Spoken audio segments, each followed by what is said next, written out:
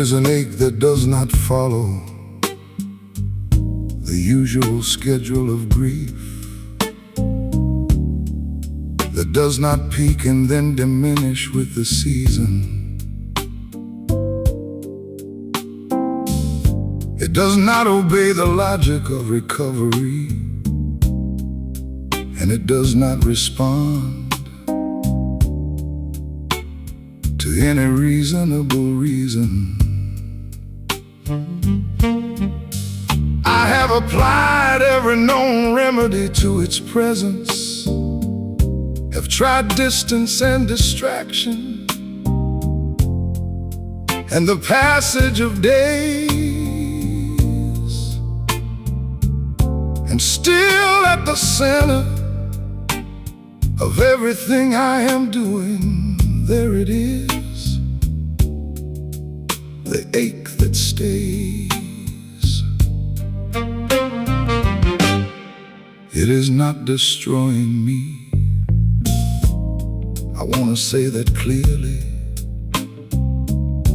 It is not an ache that asks for rescue or repair. It is simply there, the way a truth is simply present, the way the real things are, persistent everywhere.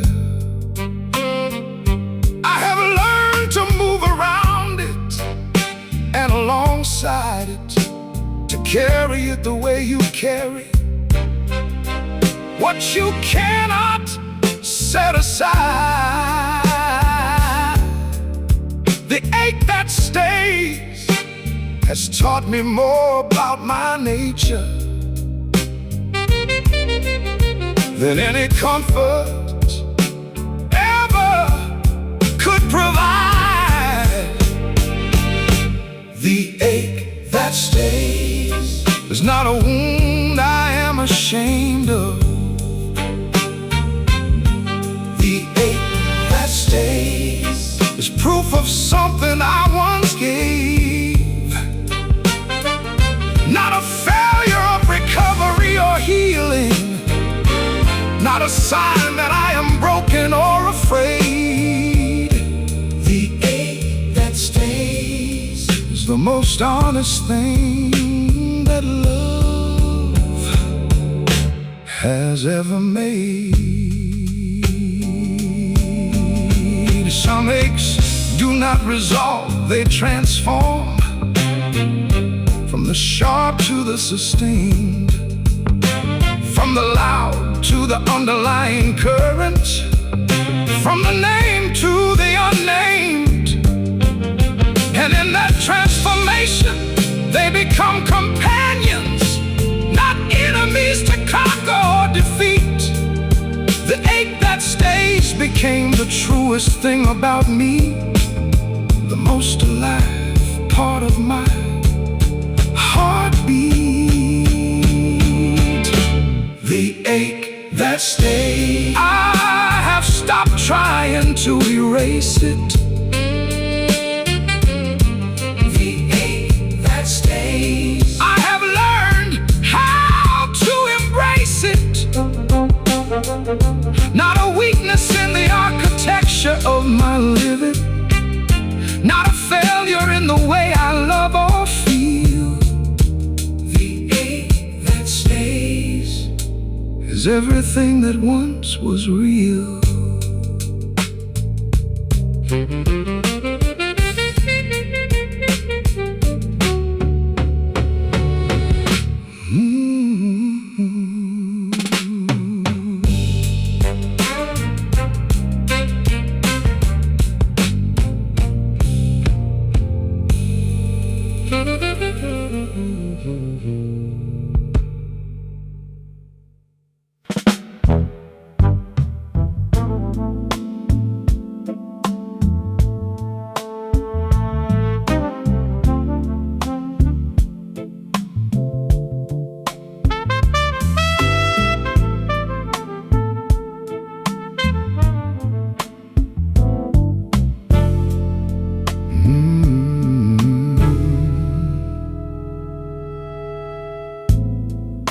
have been many things inside the span of this loving, willing then cautious, then reckless again. But through every version of who I became in your presence, I remained at least honest about what I felt and when. The honest is the one thing I did not compromise. Through all the fumbling attempts to understand, through all the moments where the feeling overwhelmed the language, I kept the truth, the central thing I had. Not honest because honesty is safe, but honest because lying to you would be lying to myself. Honest to the last breath of the feeling, honest to the last word I could find, honest to the last moment of the leaving, honest to the last corner of my mind. This is what I gave when giving everything was asked of me. This is what remained when nothing else held fast. I was many things inside this love between us, but I was always, always honest to the last.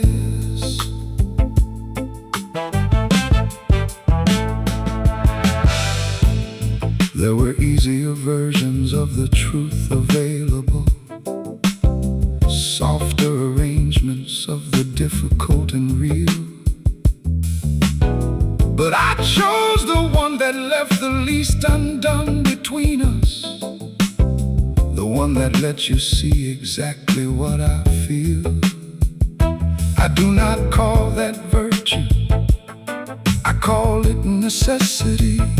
I need to keep the inside and outside aligned, to not construct a version of the love that was more comfortable at the cost of leaving something true behind.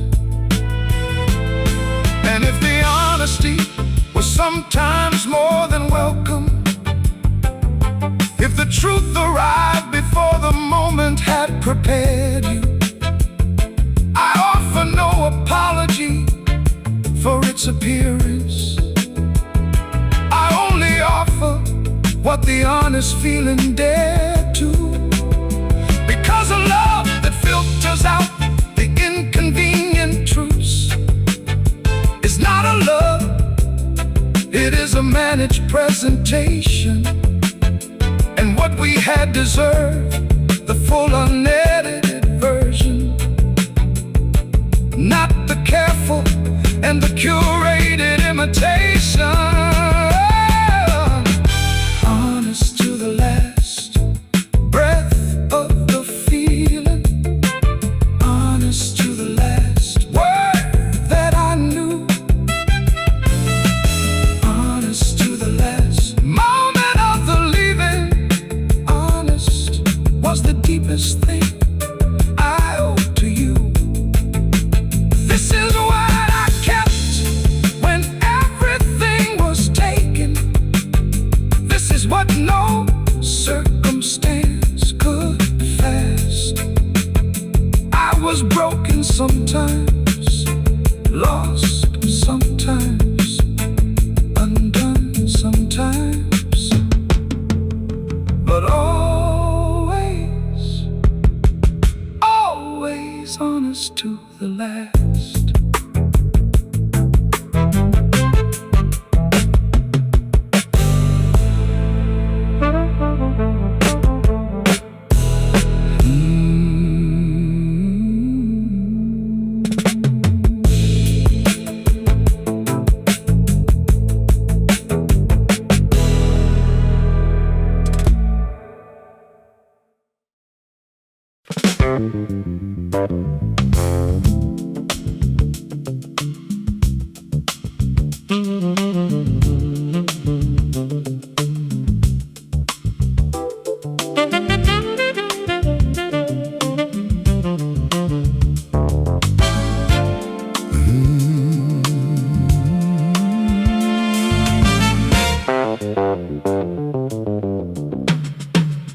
It does not ask for permission before it arrives.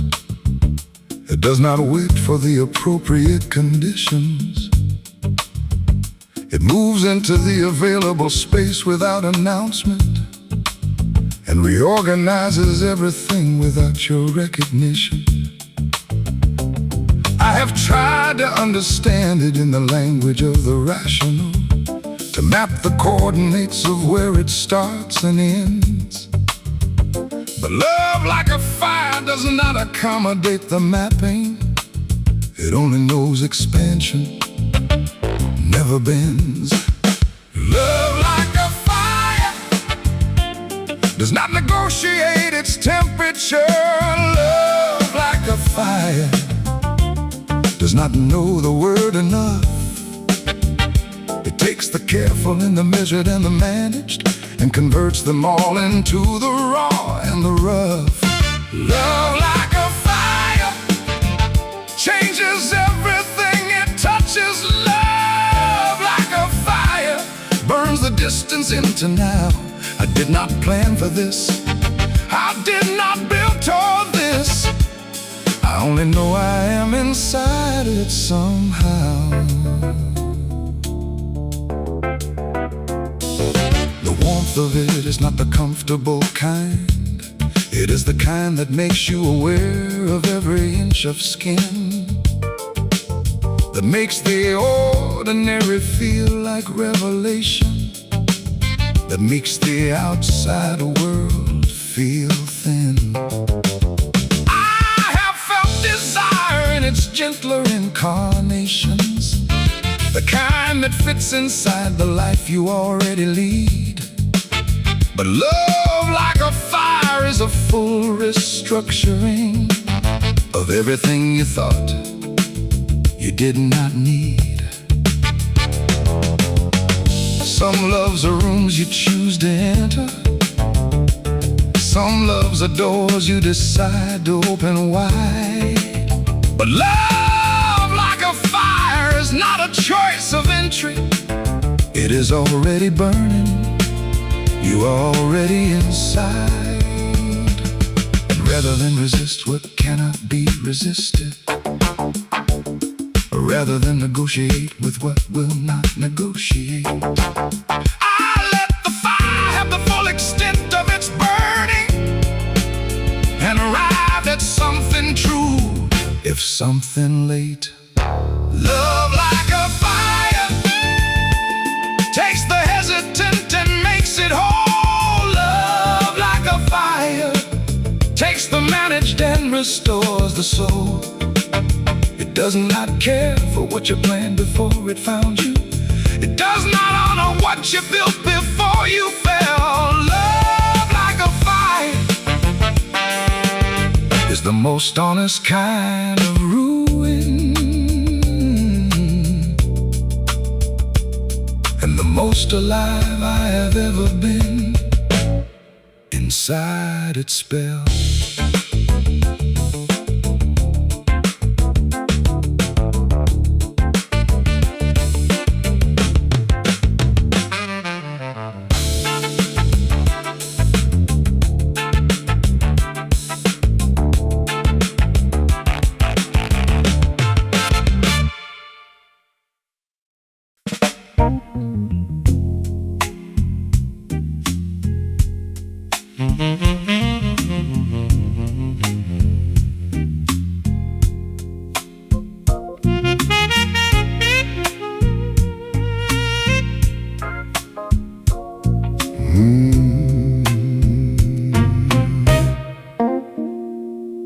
Came to this with everything intact.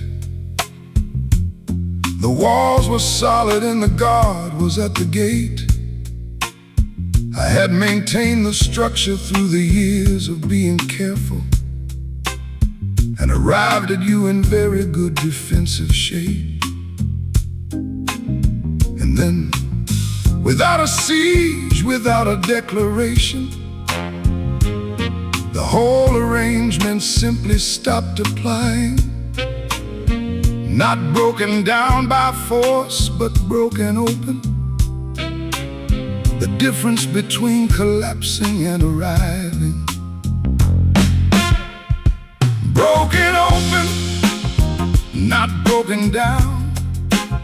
There is a difference that I need you to understand. Broken open is the way the seed becomes the growing. Broken open is the opening of the hand. I did not shatter, I expanded. I did not fall, I finally found the ground. Broken open by the weight of what you offered.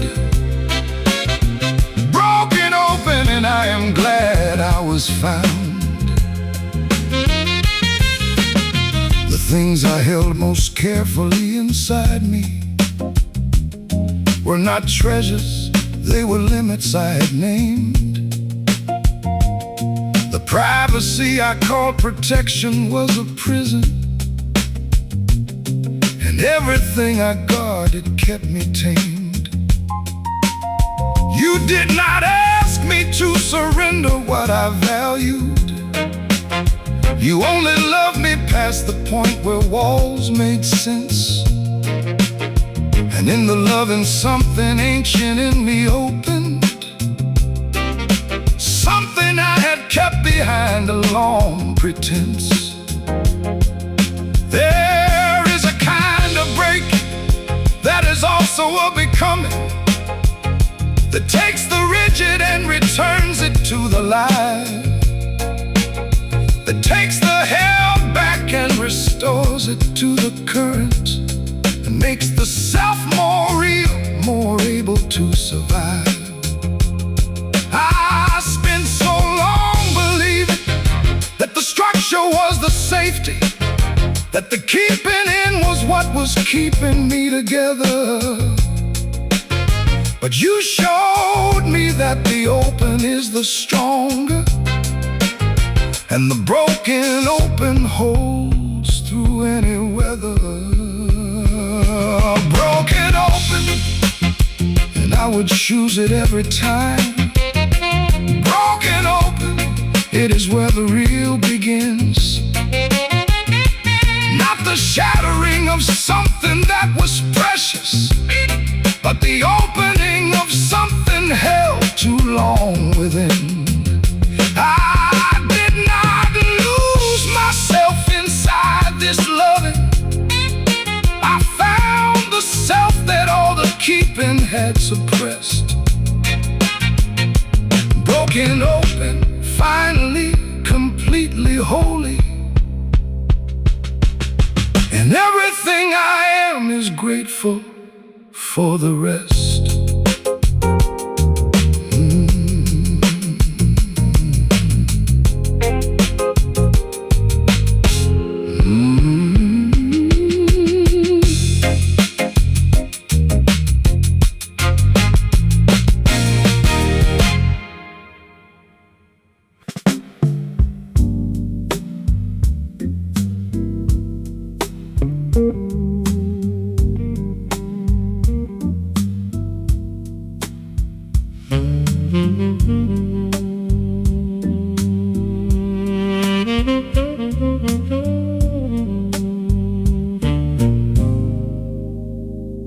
There is a catalog inside me of the unsaid,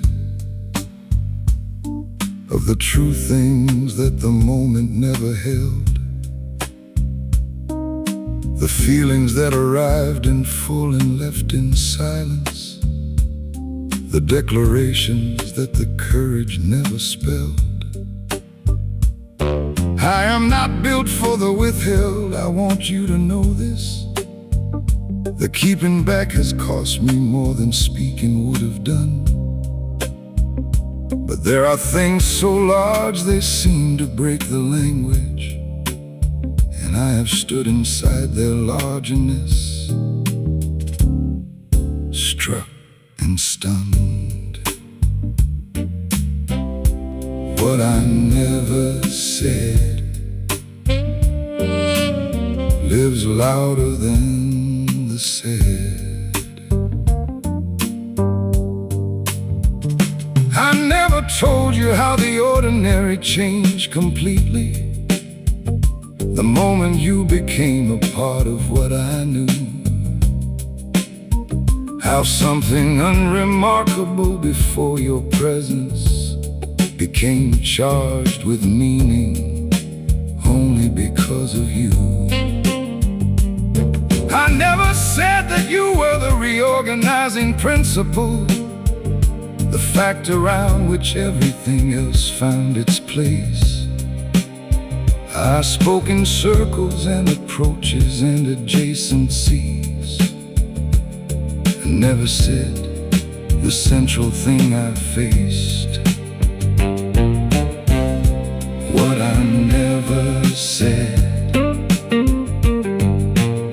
lives louder than the said. The silence was not indifference. I need you to believe that. The silence was the overflow of everything too large. The things I could not say were not the small things, they were the ones that carried all the charge.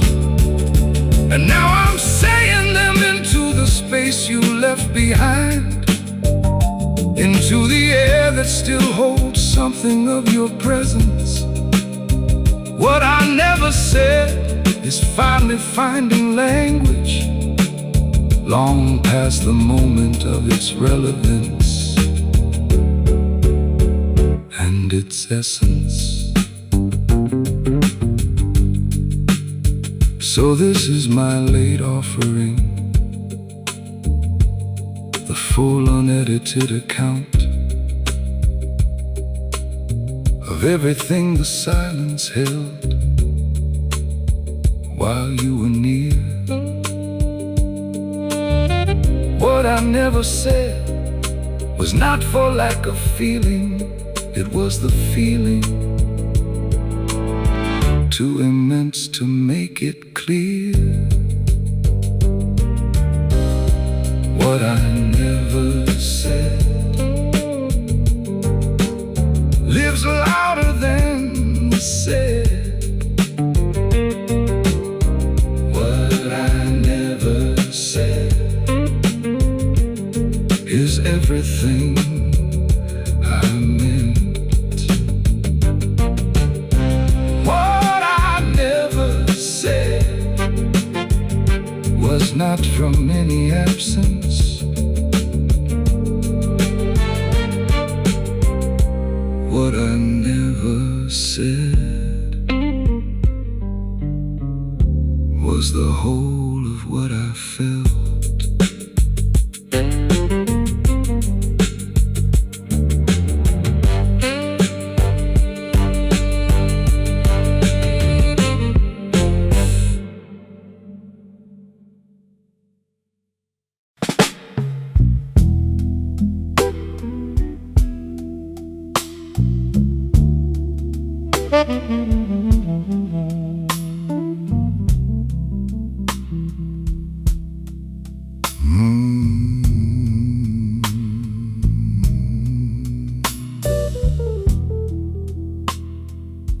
Not every hurt is equal in its teaching.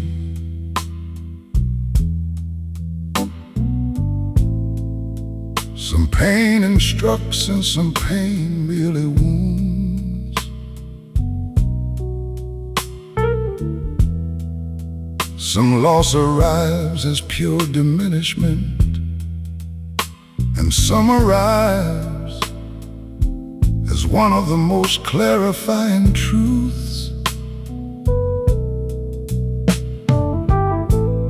The hurt you left me with belongs to the second order,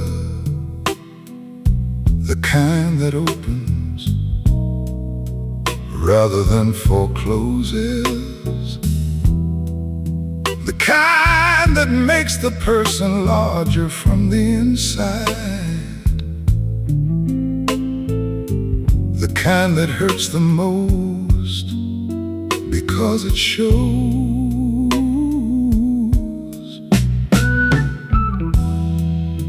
The truest hurt is not the one that breaks you.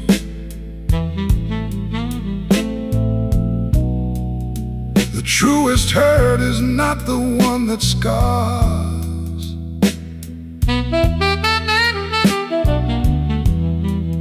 The truest hurt is what you feel when something real ends, when the loss is in proportion to what was. This is the truest hurt, the one that means it mattered, the one that only comes from something genuine and deep.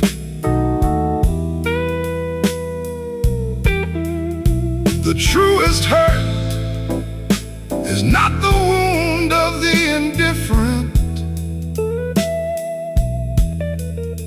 It is the price of something you were privileged to keep.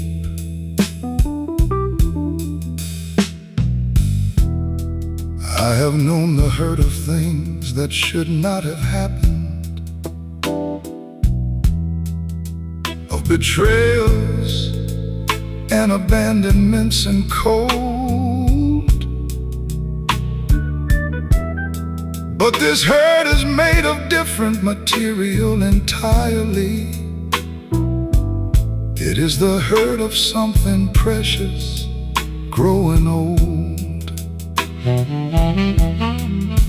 It is the hurt of loving past the point of return, of caring past the place where caring keeps you safe. The truest hurt is what arrives when you have given fully, and the giving has run out of time and space. I would not trade this hurt for the absence of it, because the absence of it would require the absence of the cause, and the cause was everything worth having ever in this lifetime. The most honest love I know, without its flaws. So I hold the truest hurt with something close to gratitude, not because the pain is welcome or desired, but because the depth of it confirms the depth of what I had. And the most real love is what this pain required.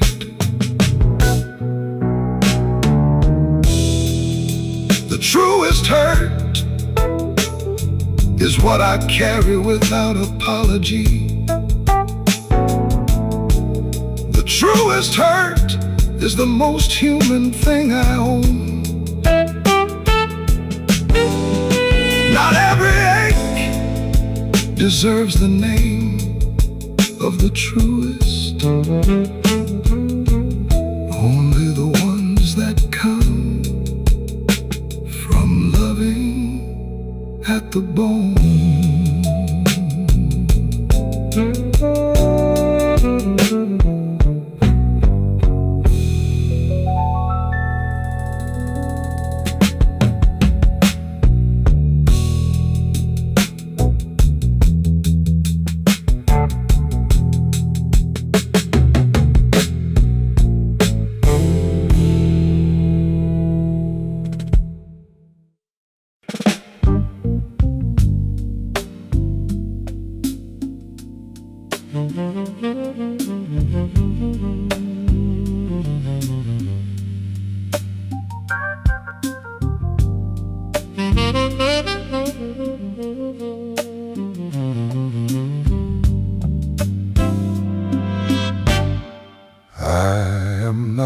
waiting for the light to find me.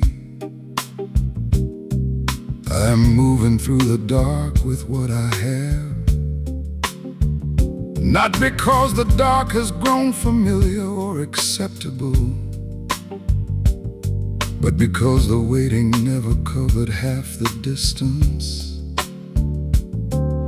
The dark is not the enemy I once imagined. It is simply where the forward happens for a while,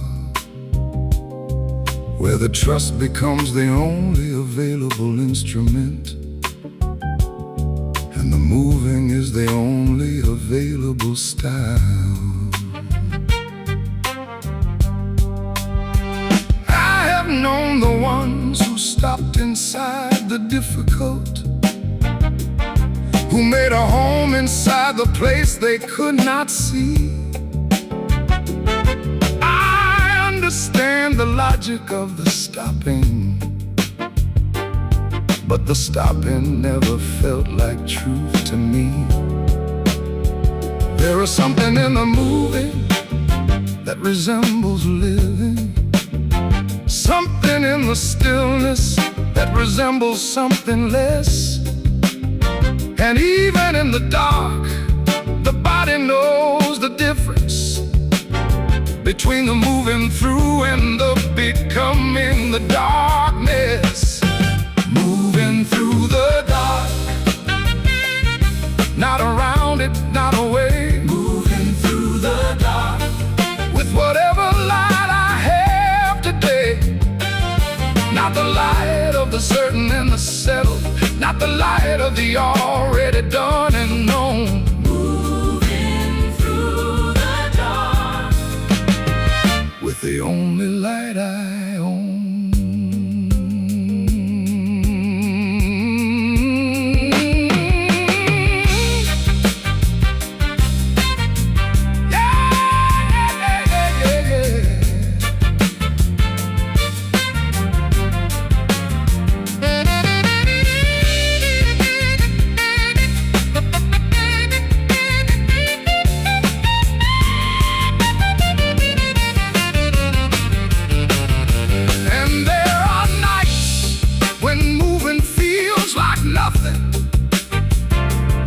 When the forward and the backward are the same, when the dark is so complete that only breathing is the proof that I remain. But even then, especially then, the moving matters. The smallest increment of choosing to persist. Moving through the dark is how the dark becomes the morning, how the absence becomes the thing that will be missed.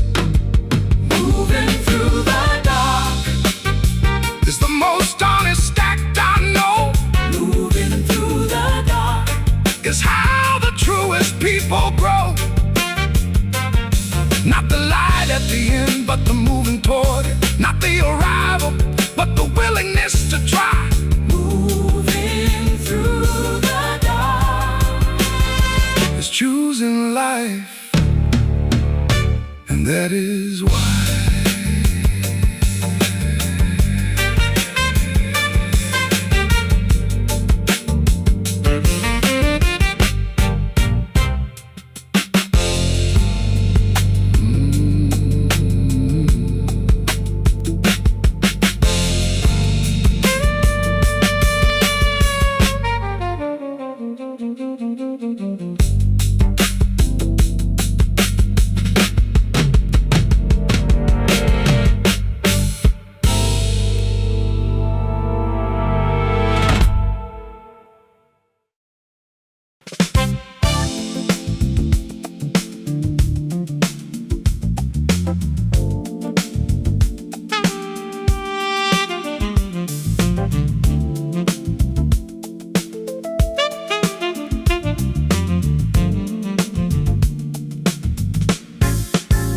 There is a freedom that arrives with total loss, that cannot be achieved by any other path.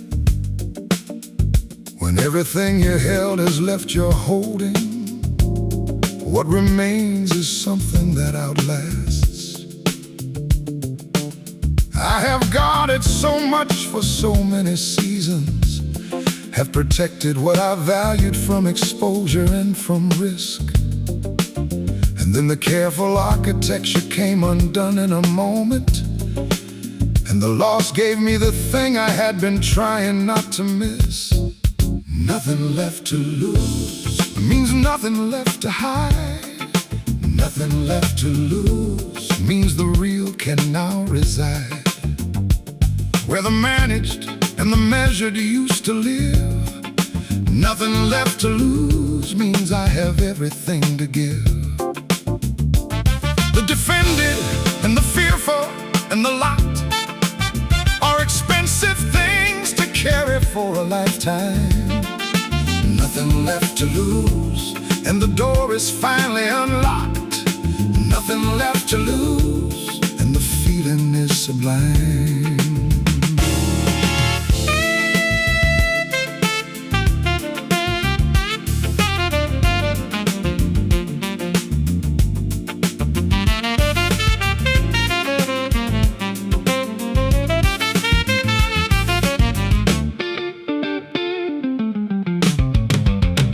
I am not celebrating the loss itself.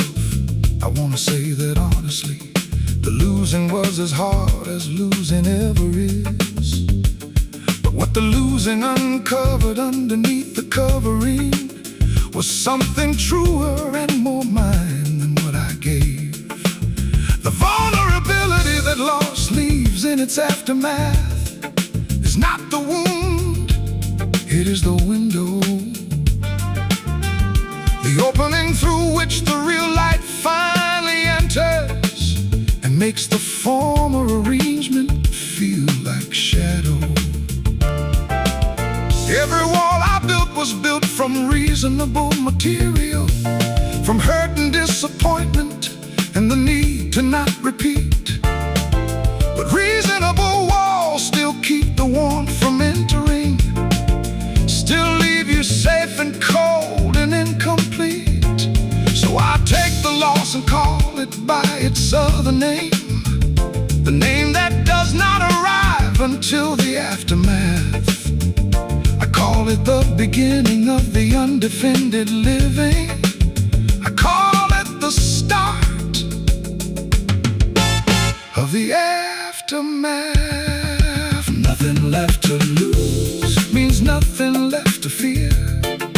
Nothing left to lose means the full of me is here.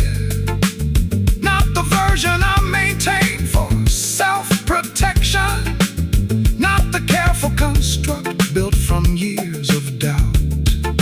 Nothing left to lose, and I am finally the full thing. Nothing left to lose.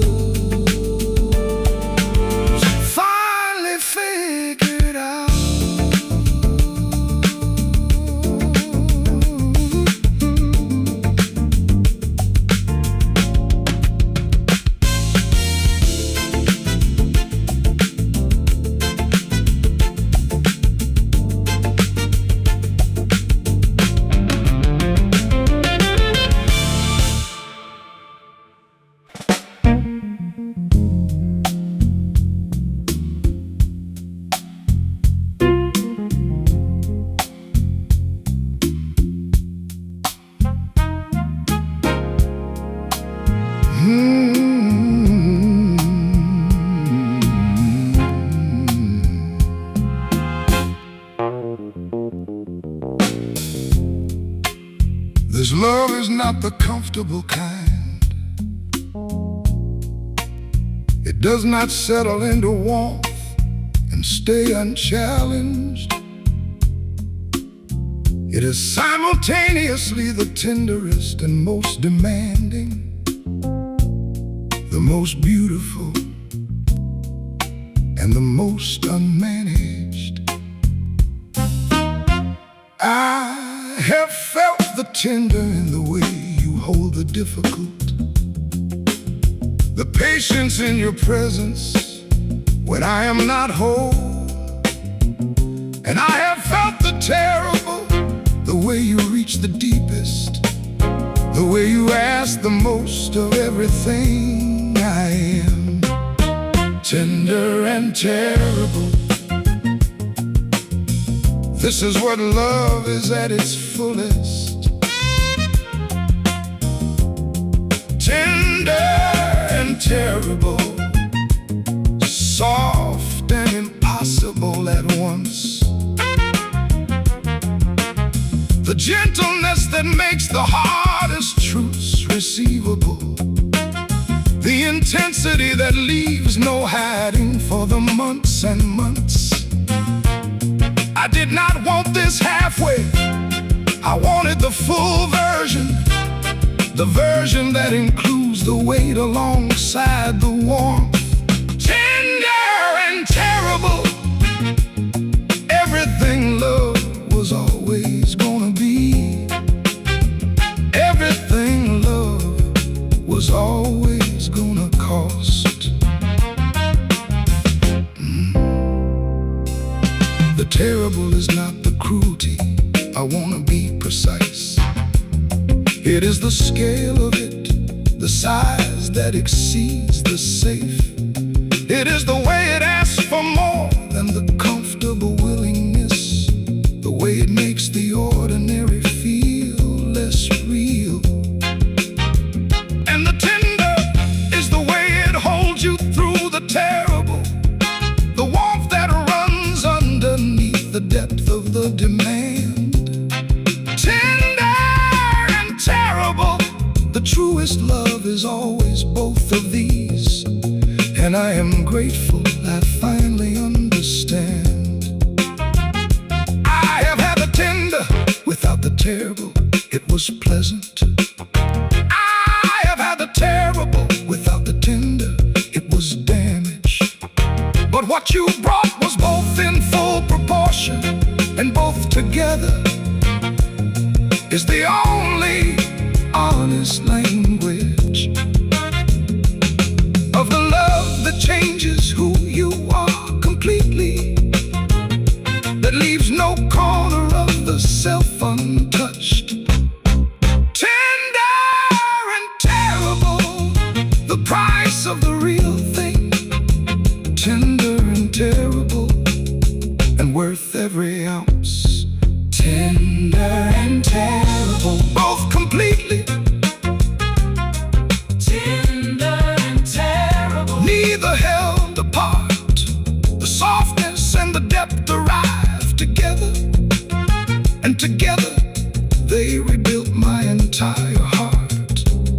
I asked for love that was not less than the full thing. I asked for love that did not spare the cost. Tender and terrible, exactly what I asked for, and exactly what I would have chosen had I lost.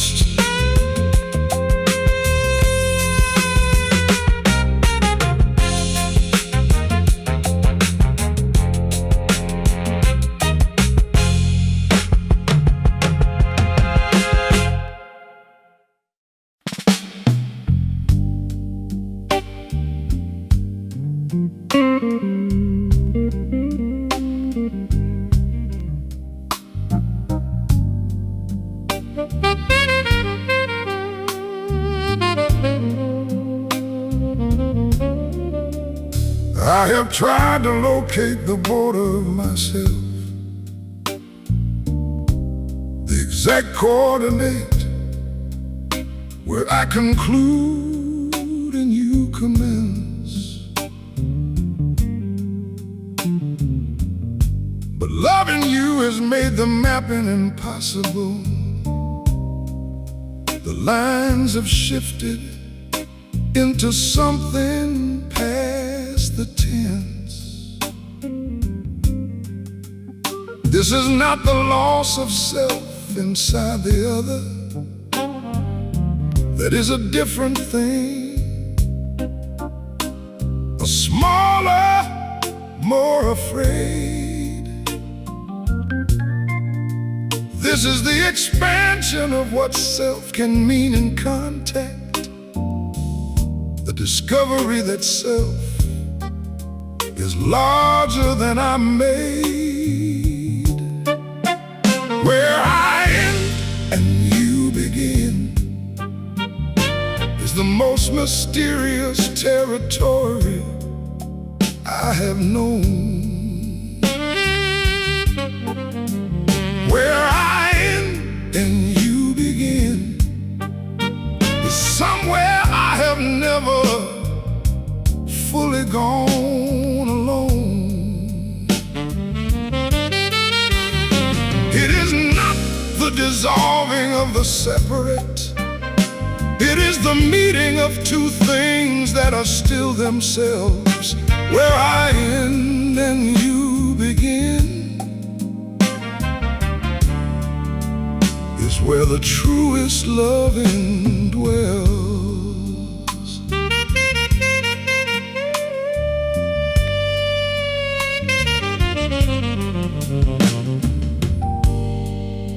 I used to understand my edges with precision, could draw the outline of myself without the thought. But you have moved through what I thought were solid boundaries and left me richer in the places you have crossed. Not invaded, welcomed, there is a difference. Not colonized, completed, there is more.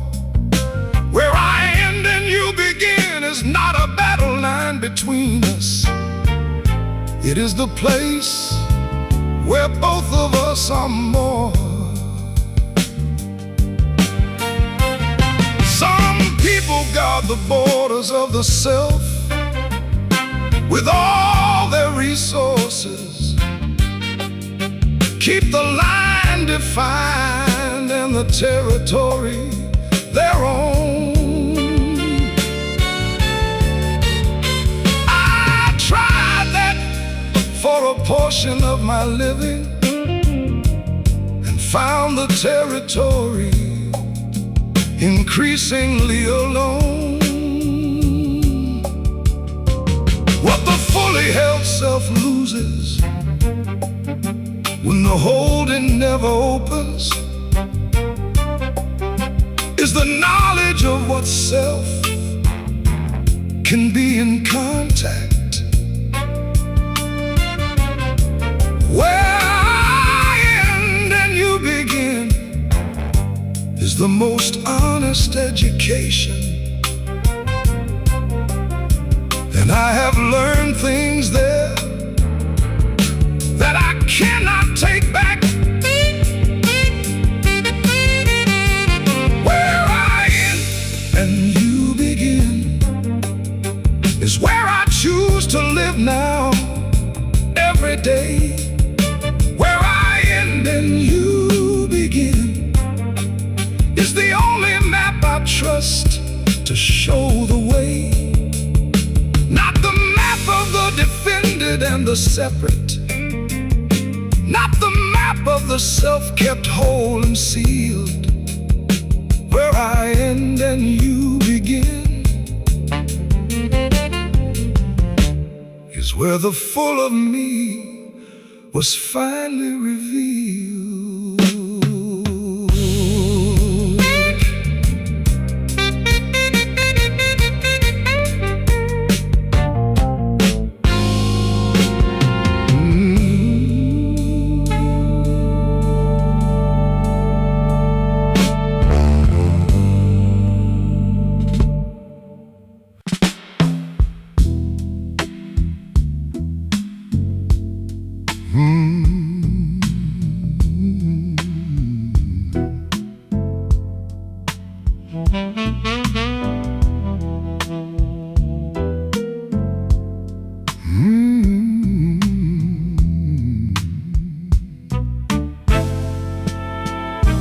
I have lived a lifetime inside heavy iron, constructed every sentence as a wall to keep you out. I believe the distance was the only way to manage the rising of the feeling and the shadow of the doubt.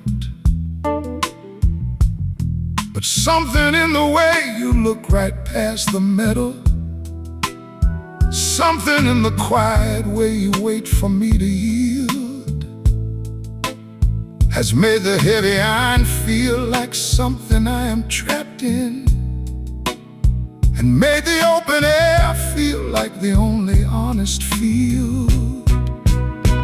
Without the armor, I am finally standing here. Without the armor, and the air is finally clear, I am laying down the weapons and the heavy metal shield. Without the armor, I am ready to be real.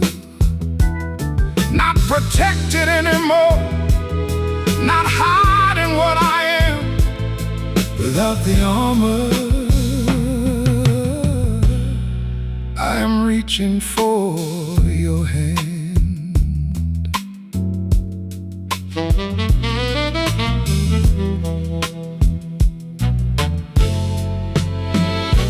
There is a terror in the dropping of defenses, a moment when the skin feels far too thin to take the day. But past the initial shock of being witnessed fully, there is a kind of breathing that I never learned to play. You did not force the locks or try to break the hinges.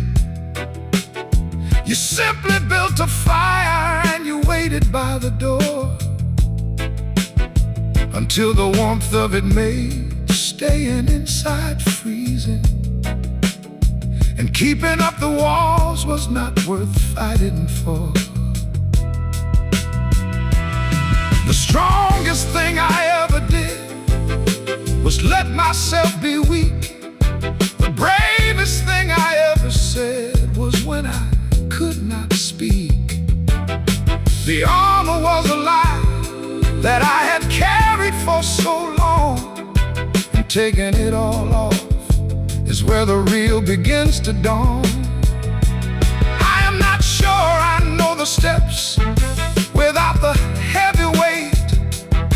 I might stumble in the open where I used to stand so straight, but I would rather stumble in the light you offer me than stand perfectly steady where I am not truly free. Without the armor, I am learning how to move. Without the armor, I have nothing left to prove. I am leaving the defenses in a pile upon the floor. Without the armor, I am walking through the door. This is everything I am, the bruised and the alive. Without the armor,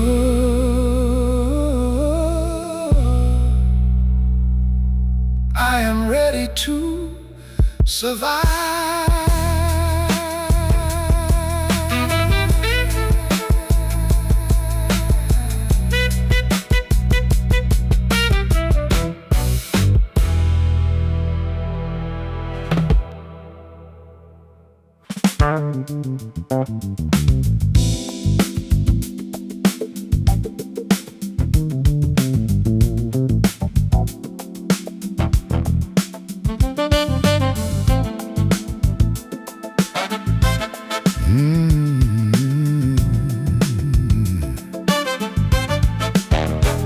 There are lies we tell to keep the morning moving, small evasions built to hold the fragile structure up. I have poured my share of water into broken glasses and smiled and acted like it was a solid cup. But eventually the water always hits the table. Eventually the structure has to feel its actual weight, and the truth arrives not as an enemy or spoiler, but as the only thing that sets the broken record straight. The gravity of truth is pulling everything back down. The gravity of truth is the most honest thing around. It takes the floating fictions and it anchors them in dirt. The gravity of truth does not apologize for hurt. It simply holds you to the earth where you belong. The gravity of truth, the only lasting song.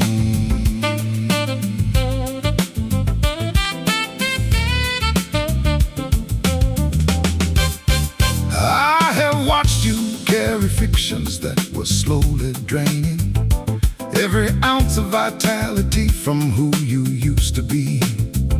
And I have wanted to reach out and cut the strings that held them, to let the heavy reality set your spirit free.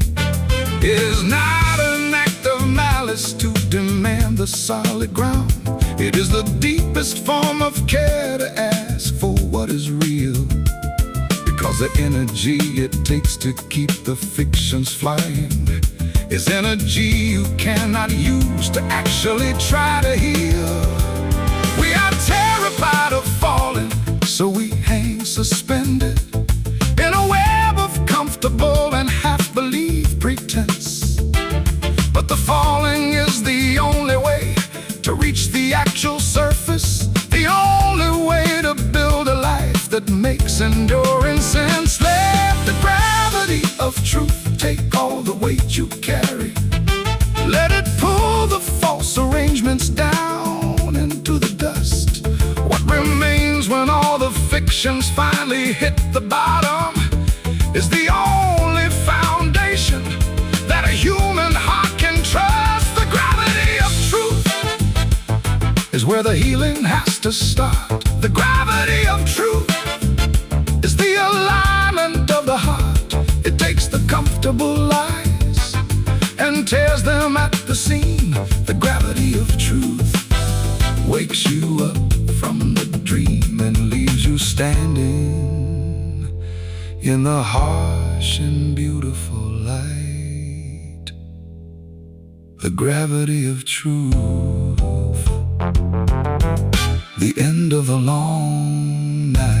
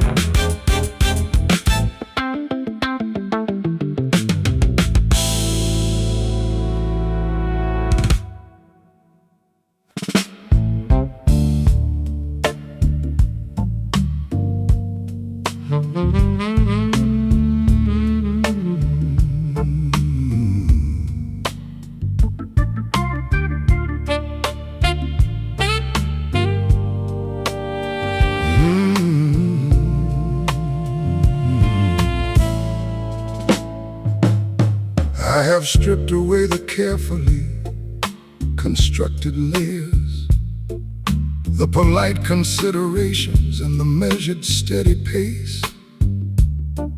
I'm standing in the center of the feeling without cover. I'm looking at the absolute reality of this face. There is nowhere left to retreat inside the conversation. No more diplomatic angles to deflect the burning heat. We have reached the central chamber of the thing we have been building, and the only way forward is to accept the full defeat. naked to the bone. That is where we finally are, naked to the bone. We have driven this so far, past the pleasantries and past the managed interactions, naked to the bone. In our fatal attractions, there is nothing left between us but the absolute and true, naked to the bone. It is only me and you. I can see the places where your past has left its writing. I can read the history of the damage in your eyes, and you can see the fault lines in my own foundation, the places where the confidence is nothing but a guise. And rather than look away from all the broken places, rather than pretend that we are whole and unscarred, we are holding the reality of everything we carry and deciding that the truth is what we want, however hard.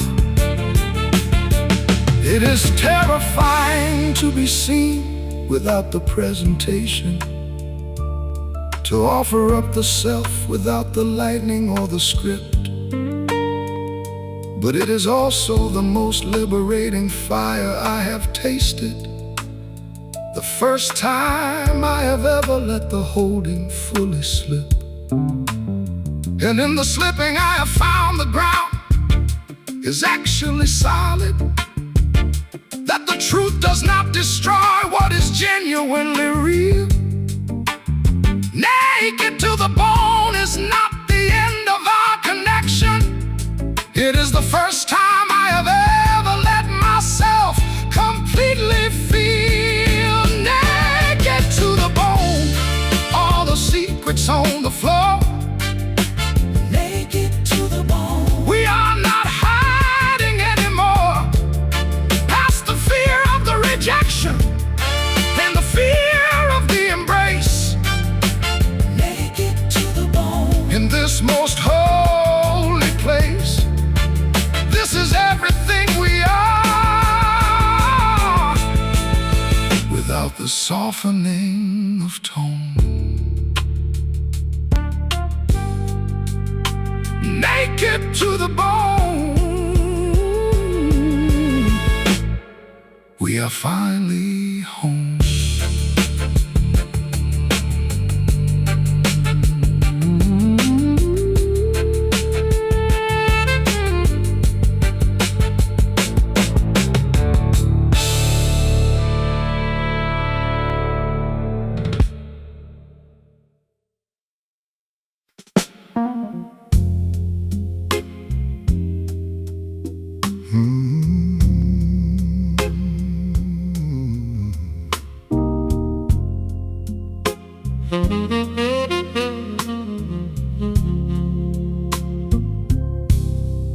You cannot have the heat without the burning of the timber.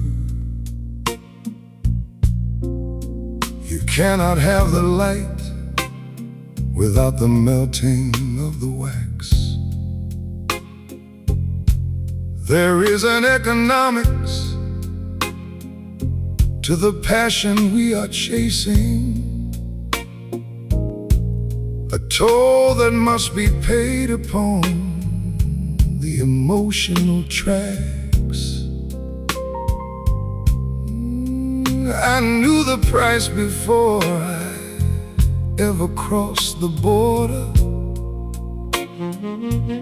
I counted all the coins and knew I could not afford the fee,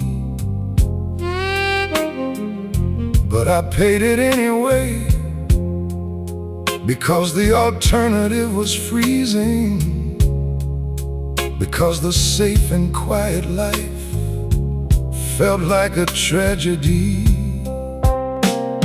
The cost of the fire is everything you have.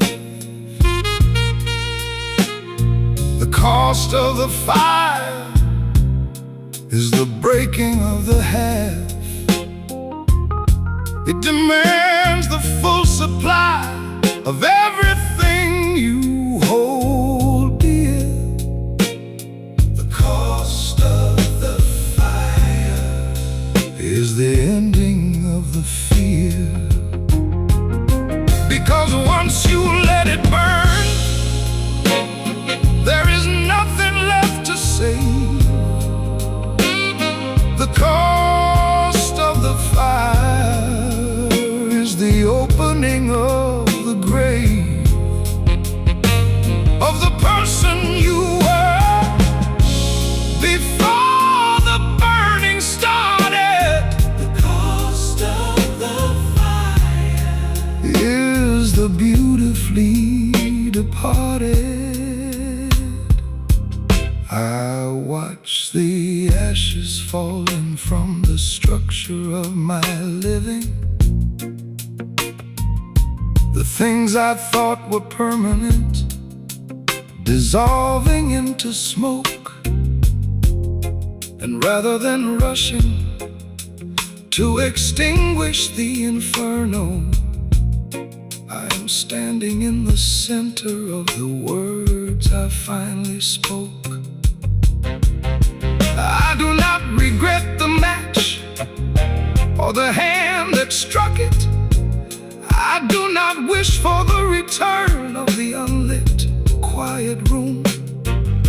The cost of the fire is a price I pay with gladness, because the heat is better than the silence of the tomb. Some people live their entire lives avoiding the combustion, managing the temperature to never reach the flash. I understand the impulse to protect the existing order, but I would rather be the flame than be the careful ash. Let it burn through all the hesitant and half-committed motions. Let it consume the carefully constructed safe routine. The cost of the fire is the loss of the illusion and the birth of the most honest thing I have ever seen. The cost of the fire is a glorious expense. The cost of the fire is the end of the pretense. It takes the managed life and throws it to the wind. The cost of the fire is where the real begins. I will pay it every day until the fuel is finally gone. The cost of the fire is the only honest dawn.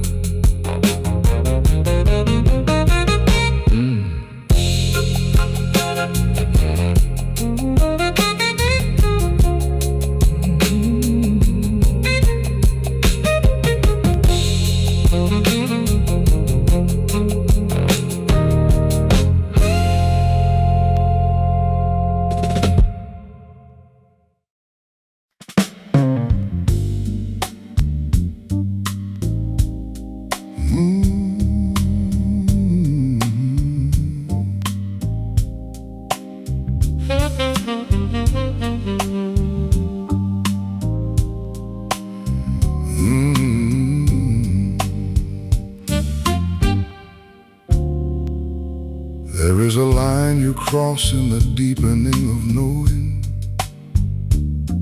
where the ignorance can never be effectively restored, where the truth of who you are and who I am is spoken, and the innocence of distance is a thing we can't afford. We have seen the architecture of each other's deepest failing. We have touched the places where the fear is most alive.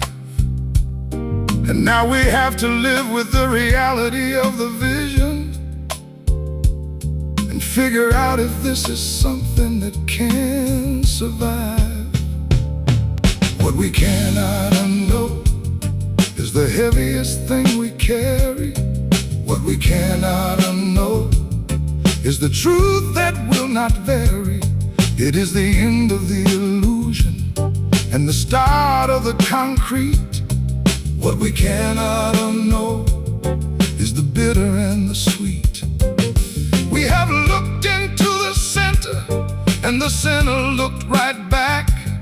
What we cannot unknow is the light inside the black. And there is no returning to the before we understood. What we cannot unknow is the complicated good.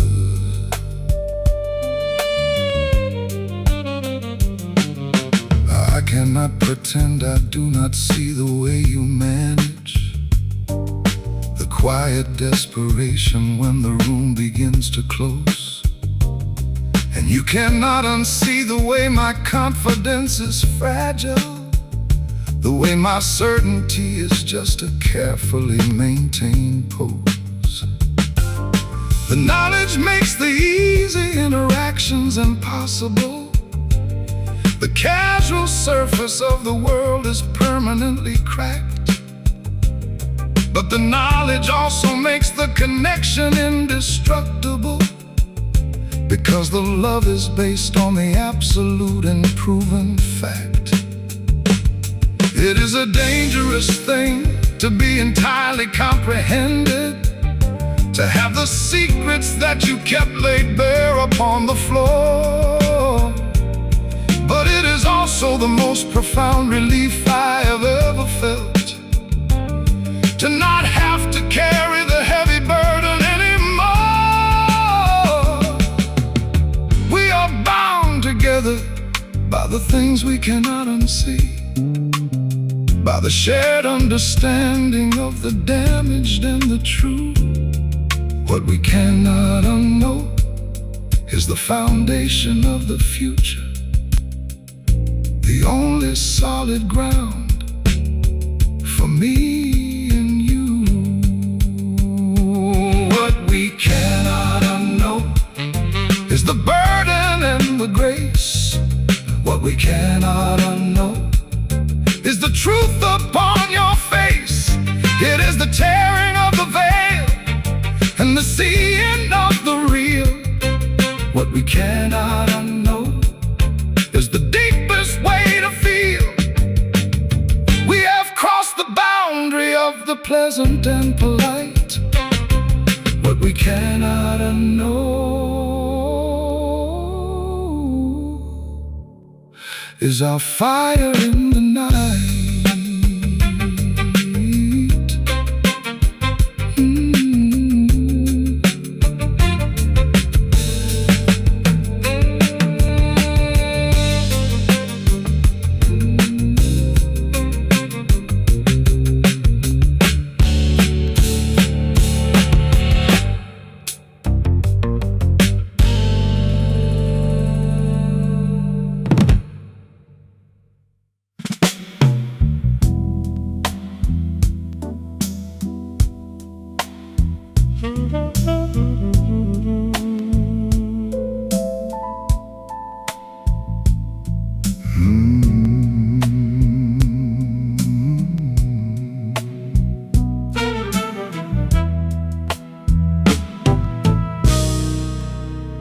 Brought my history to the table like a pile of broken glass. Expected you to cut yourself and quickly walk away. I offered up the evidence of every failed connection and waited for the inevitable things you'd have to say. But you did not pull back from the jagged little edges. You did not flinch when the reality was drawn. You looked at all the damage and the poorly healed abrasions and said that this is where the truest love is spawned. Scars and open wounds, this is what I bring. Scars and open wounds, my offering. Not a perfect surface, not a pristine, untouched soul. Scars and open wounds, the parts that make me whole. You did not ask for the unblemished or the new. Scars and open wounds, and I give them all to you. There is a temptation to conceal the parts that haven't settled, to wrap the bleeding places in a clean and quiet cloth.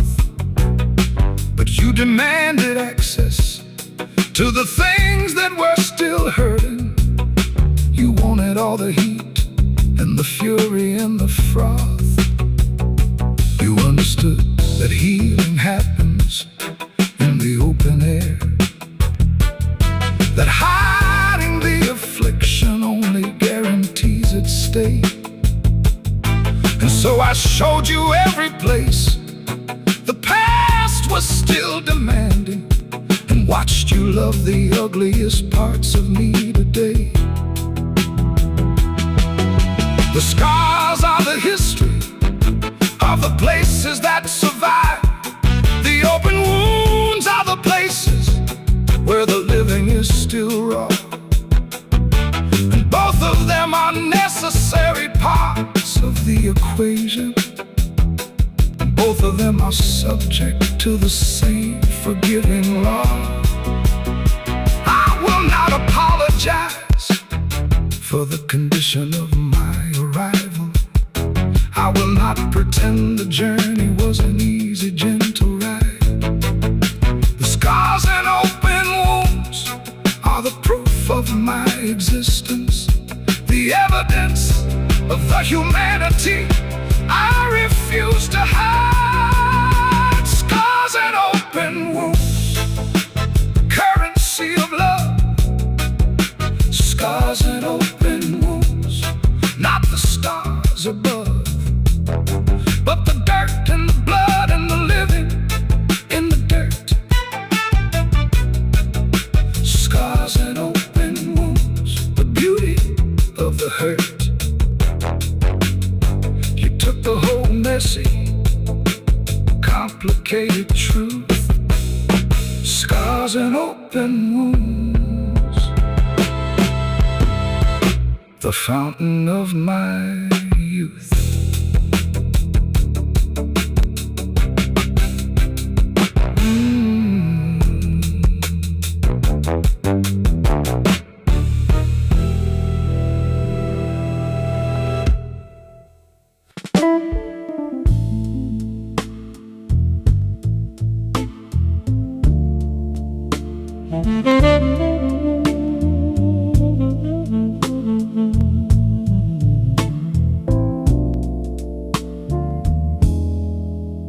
It takes a certain kind of bravery to drop the presentation,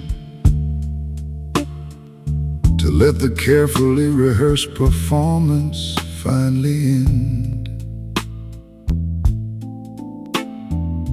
to stand without the benefit of the favorable lightning and see if the reality is something you can defend. I have hidden behind the competence and the quiet capability, have used the strength as a barrier to keep the soft concealed. But the capability is exhausting, and the strength is isolating. And I am tired of the holding and ready to reveal the courage to be bare, is the hardest thing to find. The courage to be bare is the leaving of the mind, and the entering of the body, the vulnerable and true. The courage to be bare is what I offer up to you. No more disguises, no more managing the scene.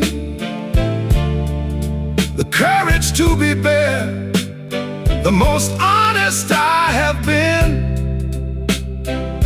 It is terrifying, and it is the only way to live. The courage to be bare, the deepest thing I have to give. I have practiced the vulnerability in small, controlled doses. Reveal the manageable flaws that make me seem more real. But the true bearing of the soul is not a calculated measure. It is the unconditional surrender of the shield. It is the willingness to be entirely unacceptable, to risk the absolute rejection of the core, and to do it anyway, because the alternative is hollow, because the hiding is a burden I cannot carry anymore. The bareness is not just the absence of the clothing, it is the absence of the excuses and the pride. It is the stark and unadorned reality of the feeling, the truth that has nowhere left to run and hide. And standing here without a single defense to my name, I feel the wind against the most sensitive of skin. The courage to be bare is the ending of the game, and the moment that the actual living can begin. The courage to be bare, trembling in the light. The courage to be bare, giving up the fight, to seem invulnerable, to seem entirely secure. The courage to be bare, the only lasting cure for the loneliness that comes from being safely tucked away. The courage to be bare is what I choose today.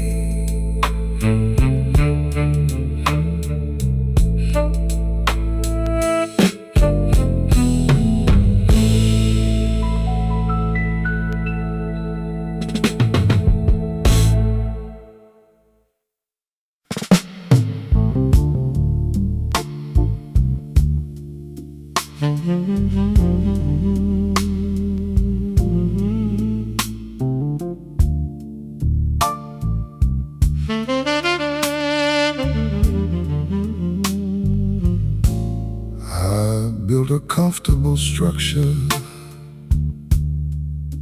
out of compromised decisions,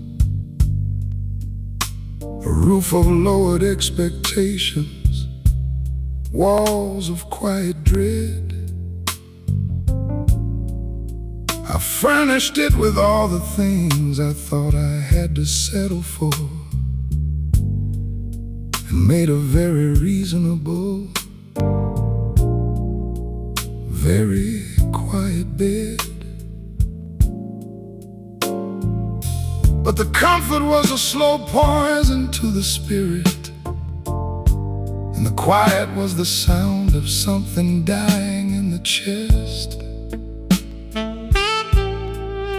And when you struck the match of genuine emotion, I did not try to stop the fire. I welcome the test. Burning down the house of the safe and the secure. Burning down the house of the passionless and pure.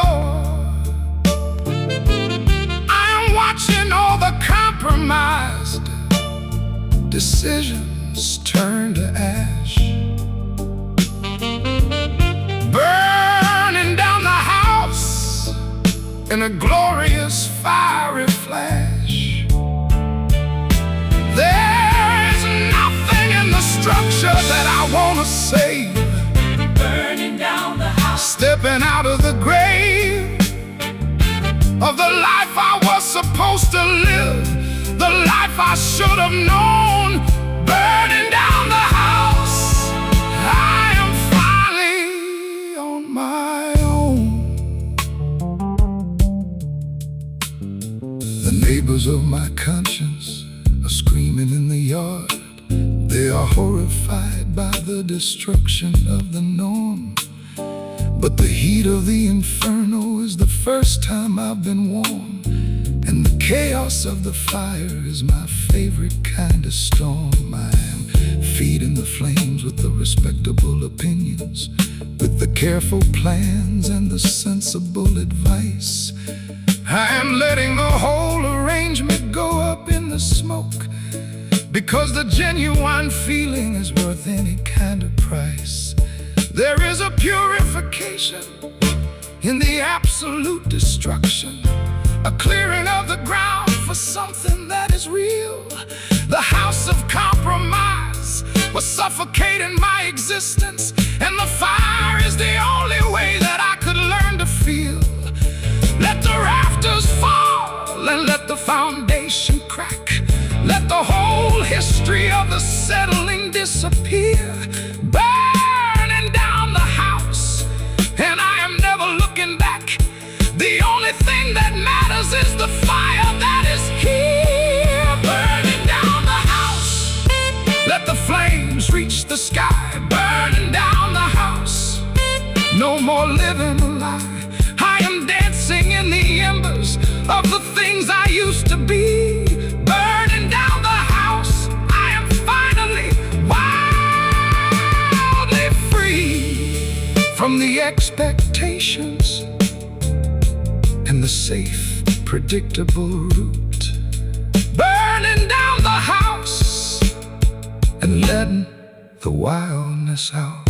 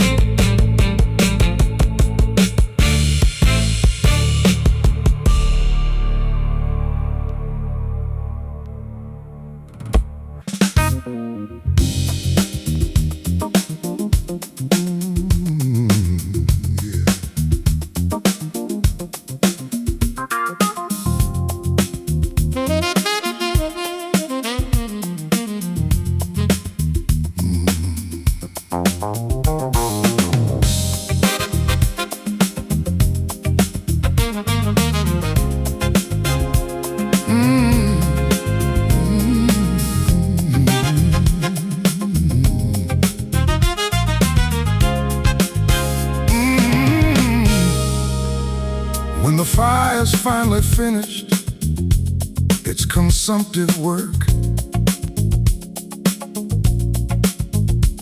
and the smoke is cleared from the newly open space, you are left with the reality of what cannot be burned. The indestructible core in the center of the place. I sift through the ashes of the person I pretended to be.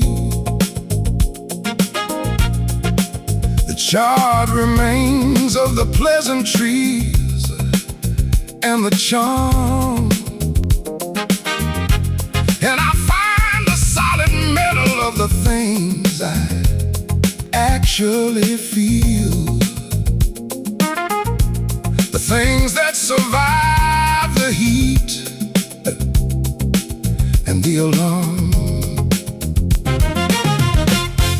The ashes of the false are blowing in the wind. The ashes of the false, where the real can now begin. Everything that wasn't genuine has been reduced to dust. The ashes of the false and the things that I can trust are standing in the center, blackened but intact. The ashes of the false, the undeniable fact that what remains when everything is subjected to the flame is the only thing that matters, the only thing with a name.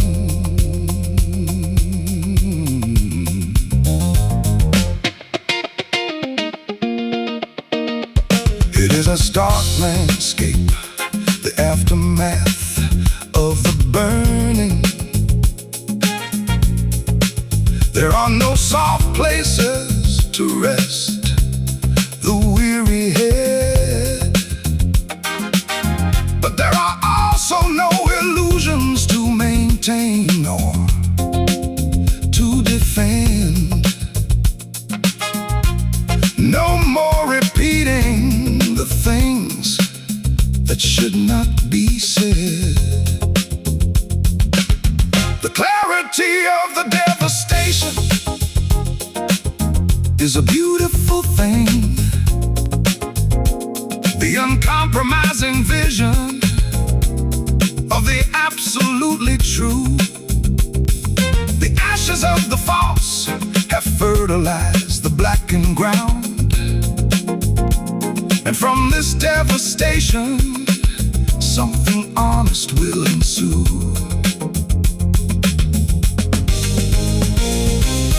We mourn the loss of the comfortable fiction, sometimes the ease of the interactions when the truth was kept at bay. But the ease was always along with a terrible interest rate, and the payment was the soul, a little more every day. So I bless the fire that took the fictions down, and I bless the wind that blows the ashes far away.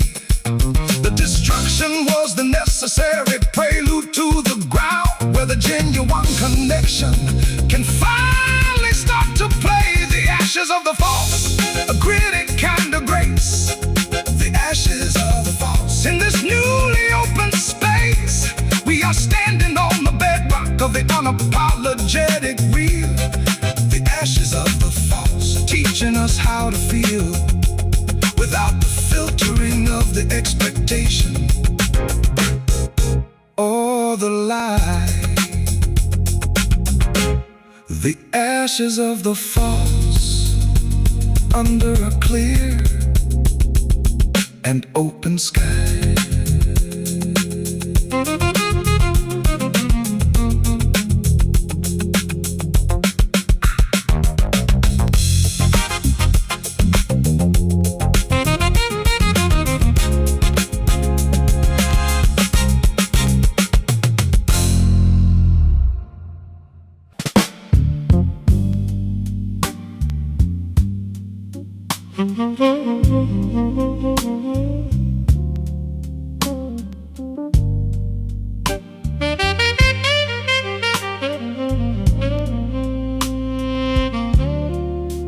We have walked out of the wreckage and into the clear.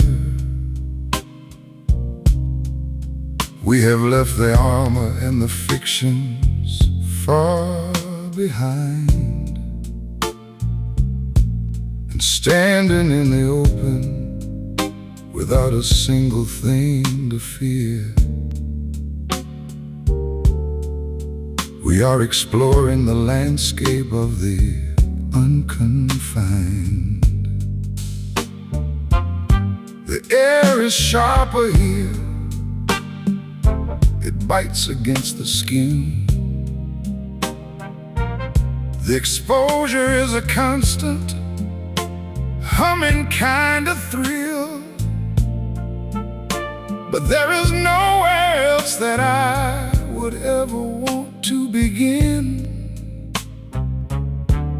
The living of the life that is based upon the will. Alive in the open, with nothing left to hide. Alive in the open, standing side by side. The vulnerable and the powerful, the broken and the whole. Alive in the open, the breathing of the soul. We have survived the fire, and we have survived the fall. Alive in the open, alive in the open, answering the call to live without the shelter of the compromised and small. Alive in the open, we have finally found it all.